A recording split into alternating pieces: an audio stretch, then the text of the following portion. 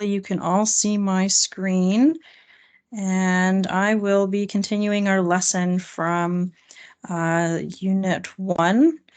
Last lesson, we talked about a review of transformations we learned from Pre-Calculus 12. I stopped at the absolute value function, so I'm going to do that today as a recap. Here we are given that the original function was y equals f of x, whatever the function f is. And when we apply the absolute value function or the absolute value brackets, what we are doing is we are making sure that the y values are positive. So here, for example, if I were to graph the original function y equals x squared minus 1, this is a positive parabola shifted down 1.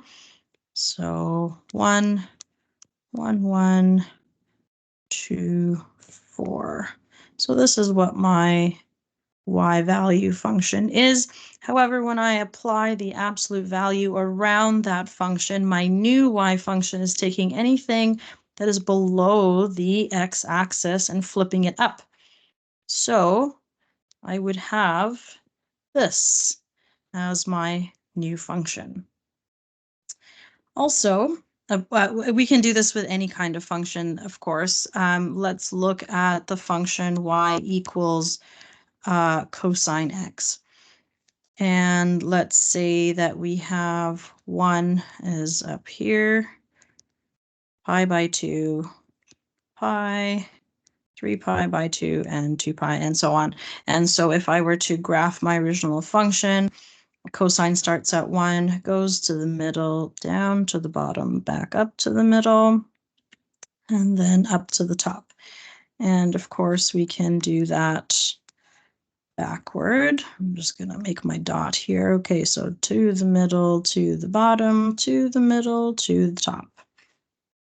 Okay, now if I put an absolute value function over top of the cosine, what I'm doing here is I leave the positive bits, but now the negative bits become positive. So it ends up being something like this.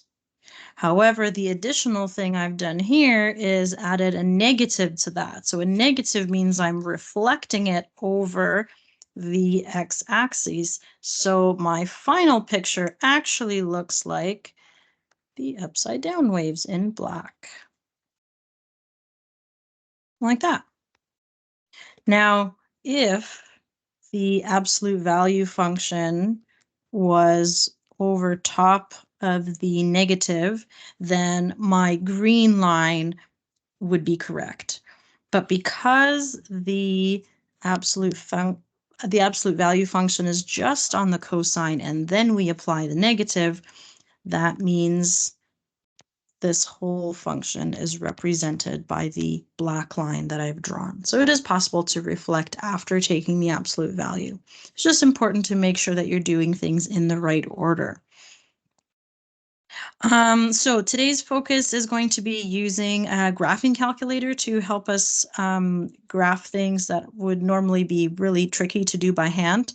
I have a graphing calculator here that I'll walk through all the steps of what buttons I'm pushing as I go along. So here, when we look at the screen of the calculator, we call this the viewing rectangle. And when we look at the window of what is the maximum and minimum we can see, you can see here for the x, it starts at point A and goes to point B. So this width here from A to B would be representing our domain, the x values.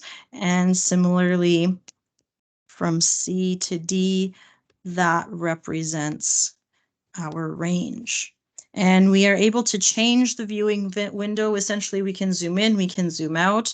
And I'm going to show you how to do that